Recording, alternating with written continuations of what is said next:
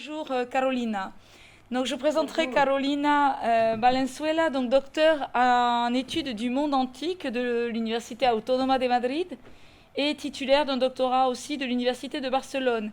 Elle est chercheuse à l'Université Autónoma de Chile et responsable d'un projet Fondecit intitulé Antiquité et nature, circulation interocéanique des objets dans les premiers cabinets d'histoire naturelle comme stratégie de positionnement de la science au Chili. Ces domaines de recherche, donc avec ce titre, on le voit, sont les cabinets et les musées d'histoire naturelle, de tradition classique et d'antiquité. Elle a publié 2 livres sur la tradition classique en Amérique latine et plusieurs articles dans des revues spécialisées. Chercheuse de référence à l'Instituto Universitario La Corte en Europe. Ces articles et livres récemment publiés, je mentionnerai le Fotografías y dibujos en los comienzos del Museo de Historia Natural de Valparaíso, 1878-1906, publié dans les Cuadernos de Historia del Arte, et les naturalistes au Chili et leur contribution au musée d'histoire naturelle du pays, dans un ouvrage dont elle est elle-même éditrice coordinatrice, Tendencias y perspectivas de la cultura científica en Chile y América Latina, siglo XIX y XXI. Et son dernier livre également, Classique et naturaliste jésuite, les anciens dans l'interprétation de la nature américaine des XVIIe et XVIIIe siècles, ouvrage de 2018. Donc, merci Carolina d'être présente à cette journée et de la clore, puisque c'est un travail sur le Chili que nous allons écouter à présent, avec cette particularité bien connue d'un 19e chilien qui se situe un peu en porte-à-faux par rapport à son héritage colonial. Et donc je lui cède la parole pour la communication, Negando la memoria colonial en la construcción de una ciudad, Santiago de Chile, siglo XIX. Cuando quieras. Muchas gracias, muy buenas tardes, buenos días desde Chile. Gracias por esta invitación, agradezco especialmente a Marí por invitarme a participar en este evento tan importante. Paso entonces a presentar mi tema, Negando la memoria colonial. Un segundo, voy a compartir pantalla. Negando la memoria colonial en la construcción de una ciudad, el caso de Santiago de Chile. Bien, el siguiente estudio se propone analizar brevemente el proceso de negación de la memoria colonial en la construcción de la ciudad de Santiago durante el siglo XIX. La negación de la memoria colonial ibérica formó parte del discurso de las élites en la construcción de la nación chilena durante el siglo XIX, especialmente desde el pensamiento liberal. La clase dirigente capitalina sostuvo la extendida creencia de que España sumió a sus colonias en una suerte de oscurantismo que había que erradicar. Por tanto, el modelo estético que influyó en la planificación urbana de la capital y en la construcción de sus principales edificios se buscó en otros referentes europeos vigentes en Francia, Alemania e Italia. Estas influencias artísticas y arquitectónicas foráneas también obedecieron a ideales progresistas y civilizatorios que buscaban reflejar en Santiago la grandeza del país, situación que contrastaba fuertemente con los grandes espacios de marginación y pobreza que coexistían junto a los edificios públicos y a los grandes palacios de la élite. Tenemos que considerar como punto de partida la independencia y la idea que trae sobre romper las cadenas con el pasado colonial y asociarse a ciertos ideales progresistas donde este pasado constituía un lastre del que sería necesario librarse para construir un nuevo Estado-nación. A través del uso del legado clásico también se generaría este sentimiento antiespañol, una forma contestataria hacia la antigua dominación colonial, De allí que importantes próceres como Francisco de Miranda, visitando Grecia, busca en las ruinas clásicas los símbolos de la libertad para América y sienta especial simpatía por los griegos modernos, o José de San Martí, que hace constantes referencias al mundo grecorromano como admirador de Esquilo, Aristófanes, Hesiodo. Y también perciba un paralelismo entre la lucha de los griegos contra los turcos y la situación de América y en especial de su Cuba natal. Este tipo de manifestaciones de negación de lo colonial también son observables en el campo científico, donde se sostiene la idea de que la metrópolis española habría abandonado a sus antiguos territorios en un estado de oscuridad en términos científicos, idea adoptada por la historiografía de fines del siglo XIX, y que también coincide con esta idea de la modernidad de la que nos habló nuestra colega Elia en la exposición anterior. La idea también de relacionar la ciencia con la nueva nación. De esta manera se da un impulso reformista importante al área científica técnica en los países andinos en la primera parte de su vida independiente, y estas manifestaciones se pueden reflejar en la siguiente imagen, donde el mariscal de Ayacucho hace nacer las artes y ciencias de la cabeza de Bolivia mientras sostiene una tijera y una cabeza cortada como símbolo del pasado colonial mientras rompe las cadenas que lo simbolizan. Lo simbólico adquiere una trascendencia en la construcción del poder socialmente establecido, donde el Estado se convertirá en un agente principal. Por tanto, la construcción de este Estado va pareja con la construcción de una especie de trascendencia histórica común. En el caso de Chile, estos esfuerzos se materializarán durante el siglo XIX en la fundación de importantes instituciones científicas como el Museo Nacional de Historia Natural en 1830, la fundación de la Universidad de Chile en 1842 y la fundación de un Observatorio Astronómico Nacional en 1852, entre otras. Esta idea sobre el oscuro pasado colonial se mantiene también hacia la segunda mitad del siglo XIX y se manifiesta en Chile fuertemente desde un romanticismo liberal que tiene entre sus ideas la oposición al pasado colonial español. Esto se refleja en la creación de una sociedad literaria en 1842 bajo la dirección del intelectual y político José Victorino Lastarria. Esta sociedad tenía entre sus propósitos reaccionar contra la tradición cultural española, y uno de sus miembros, Francisco de Bilbao, decía que el progreso consiste en despañolizarse y fijar los ojos en los modelos que llegan desde Francia. Esta postura trasciende al orden político, creando en la juventud un anhelo cada vez más persistente de implantar en el país las doctrinas del liberalismo francés. Estas manifestaciones se plasman preferentemente en la literatura como un rechazo al legado de España y busca las influencias francesas, pero solo para imitar la búsqueda de la libertad en la creación.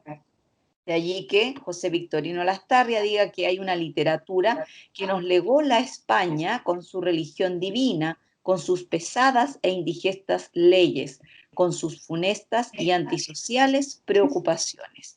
Pero esa literatura no debe ser la nuestra, porque al cortar las cadenas enmohecidas que nos ligaran a la península, comenzó a tomar otro tinte muy diverso nuestra nacionalidad. Estas influencias no se quedan solo en el campo literario, sino que se manifiestan también en lo político. La Sociedad de la Igualdad, representante de estos ideales liberales, 10 años después, fue disuelta por considerarse un foco de sedición. Y tras una revolución fallida en 1851, todavía tienen que esperar al menos unos 10 años para ver el ascenso del liberalismo en la política chilena y la acción de uno de los intendentes más proactivos en transformar Santiago en una capital cosmopolita y de influencias francesas. Nos referimos a la gestión de Benjamín Vicuña Maquena, un político liberal que había participado en la Revolución de 1851 y que a raíz de eso también había vivido en Europa y se había inspirado eh, para lo que sería después su labor como intendente de Santiago. Durante su gestión, él aplica una visión sobre lo que debe ser la ciudad que concreta la negación de este pasado colonial. Este político había viajado a Europa y ya en su primer año de gestión publica La transformación de Santiago, donde expone sus principales objetivos, entre los que destacó la canalización del río Mapocho, la construcción de caminos y la creación del paseo del Cerro Santa Lucía, la creación también de escuelas, transformación la terminación del teatro, de nuevos cuarteles de policías y de nuevos barrios y poblaciones.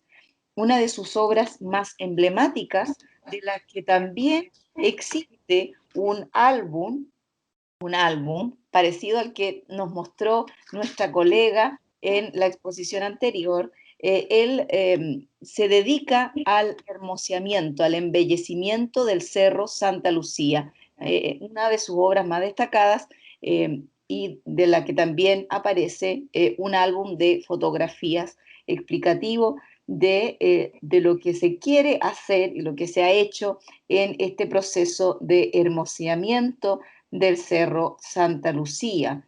Vemos allí una etapa inaugural de la obra, un cerro que no había sido incorporado realmente a la ciudad, que hasta antes de la gestión de Vicuña Maquena era un lugar para el entierro de disidentes y suicidas. No obstante, se encuentra en un lugar importante de Santiago, en su núcleo fundacional, por lo tanto, se rescata y se le hace todo un proceso de embellecimiento de acuerdo a cánones europeos. Se traen las estatuas desde Francia y desde Italia y hay una gran presencia también de figuras de inspiración clásica y estética traída de Francia. Aquí vemos, por ejemplo, el interior del restaurante del Cerro Santa Lucía, inaugurado en la época, y por otra parte vemos la Gruta de Neptuno, que se acompaña también con estatuas de Minerva y de Ceres, entre otras, y encontramos figuras como este Cupido armando su arco, que es una copia de la escultura de Chardon del Museo del Louvre de París, que también fue instalado en el cerro. Estas obras de hermoseamiento se van a combinar con una importante exposición del coloniaje, que nos recuerda que Benjamín Vicuña Maquena, por otra parte, tampoco olvida algo de la importancia del pasado colonial que no puede ser desconocida porque también indica el origen de las élites del país. Y allí muchos ciudadanos van a colaborar con objetos históricos de diversa índole para el éxito de esta exposición, también organizada durante su gestión. Aquí tenemos el Cerro Santa Lucía en las vísperas del centenario de 1910, que fue otro momento donde se utilizaron las influencias estéticas provenientes de Europa, especialmente de Francia, eh, para mostrar el progreso, la monumentalidad y sobre todo convertirse en un símbolo de esta asimilación de la civilización de carácter europeo que sirve en esta época como guía, modelo para el presente y futuro de Chile. ¿Mm? Tenemos también en esta época la inauguración de otros edificios públicos emblemáticos, como el Museo Nacional de Bellas Artes, que pasa a ocupar este edificio, 1910, y 2 años después la Biblioteca Nacional, muy cercano también al Cerro Santa Lucía. Es también una época donde las diversas colonias presentes en el país van a ir donando distintos monumentos que también van a pasar a embellecer los espacios públicos de la época. Eh, Aquí vemos también cómo durante las gestiones de Vicuña Maquena, el Museo Nacional de Historia Natural se traslada en 1876 al Palacio de la Exposición Internacional de 1875. Este traslado es gestionado por uno de sus directores más emblemáticos, el naturalista alemán Rodolfo Filippi, y se convierte en la sede definitiva de este museo, que también quiere proyectar esta apropiación de la naturaleza y del territorio, y también una visión de nación. Vemos a la diosa Minerva, que preside el frontis hasta el día de hoy, aunque el edificio ha cambiado, que también simboliza ese dominio de la naturaleza, ese dominio y también del saber y del conocimiento. Es un centro de conocimiento importante, y es también donde se concentran estas ideas del progreso de la ciencia y la modernidad. Vemos el interior del museo con la ballena, que estuvo por mucho tiempo en exhibición durante el siglo XIX, de las salas principales que albergaban a las aves chilenas, la sala botánica y la de mineralogía. ¿Mm? Un lugar que es característico de lo colonial, sobre todo en Santiago, es justamente la Plaza de Armas de la ciudad, que durante mucho tiempo permaneció con sus características originales, ¿m? Y que denotan claramente las influencias de la colonia. Durante el periodo de Benjamín Vicuña Maquena también se va a embellecer la Plaza de Armas, plantando mucho más árboles alrededor y hermoseando justamente sus contornos para convertirlo en un agradable paseo para las personas de la época. No obstante, todos estos progresos y las buenas intenciones de Benjamín Vicuña Maquena, que no solamente está empeñado en el hermoseamiento y en el construir espacios para las élites, sino que él también quiere construir un Santiago más integrado. Sin embargo, aún es muy difícil borrar la otra cara de la capital, los pobres en Santiago. Durante la segunda mitad del siglo XIX, Santiago es un centro de recepción de la migración campo-ciudad, atraída por la actividad industrial. Esta población pauperizada se aloja en los conventillos, que comienzan a formarse, donde se produce un importante hacinamiento que favorece la propagación de enfermedades. Santiago carecía de la infraestructura necesaria para recibir el gran flujo de inmigrantes que llegaban desde los campos, provocando serios problemas como la falta de viviendas dignas y la propagación de enfermedades, favorecida por paupérrimas condiciones de vida. Estas problemáticas constituyen la cuestión social que provocó graves conflictos y huelgas a partir del comienzo del siglo XX. Los conventillos, o estas casas donde vivían muchas personas, todas juntas y hacinadas, fueron muy comunes en la capital. Aquí tenemos unas fotografías de principios del siglo XX que nos dan cuenta de esta muy difícil situación, que reflejaba condiciones laborales pésimas y también condiciones sanitarias lamentables. Esta realidad nos indica que las influencias francesas e italianas no pueden esconder la difícil situación de una importante parte de la población en Santiago, familias de origen campesino que buscan nuevas oportunidades y que tienen que vivir en estas difíciles condiciones, lo que nos confirma que el ideal del progreso no alcanza para todos.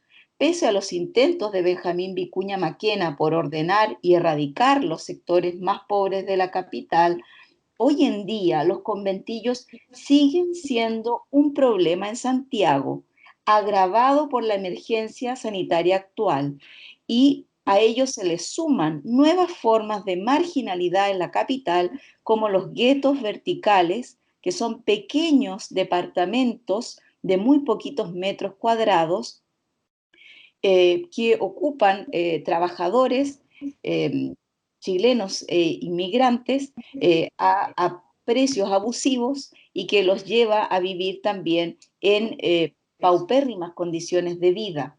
¿Mm? Por lo tanto, creo que también es importante trasladar estas reflexiones hacia el presente. Ya para terminar, como una consideración general, estimamos que han ido quedando atrás las visiones historiográficas que ven al pasado colonial como un momento de oscuridad en la historia de Iberoamérica. Se hace necesario reevaluar ese pasado. Aún podemos ver la fuerza del pasado colonial a fines del siglo XIX y las prácticas urbanísticas no pueden desconocerlo, por lo que la emancipación de lo hispánico es mucho más un discurso de las élites que algo real, un discurso que se plasma a medias en algunos edificios públicos en el último cuarto del siglo XIX y principios del XX, pero que no puede desconocer la misma configuración histórica de la ciudad y los problemas de su población. Definitivamente, Santiago no es Francia, ni Italia, ni Inglaterra. Los ideales del progreso y las influencias francesas del liberalismo en Chile se materializaron en diversas obras públicas de inspiración francesa e italiana que le dan una nueva cara a la capital, pero que no consigue borrar los reales problemas de fondo de una importante parte de la población que vive ajena a los grandes palacios y monumentales obras públicas, que no solo niega las influencias del pasado colonial, sino que vive la peor clase de negación, la de la pobreza urbana, problema que se mantiene hasta el día de hoy. Bien, muchas gracias.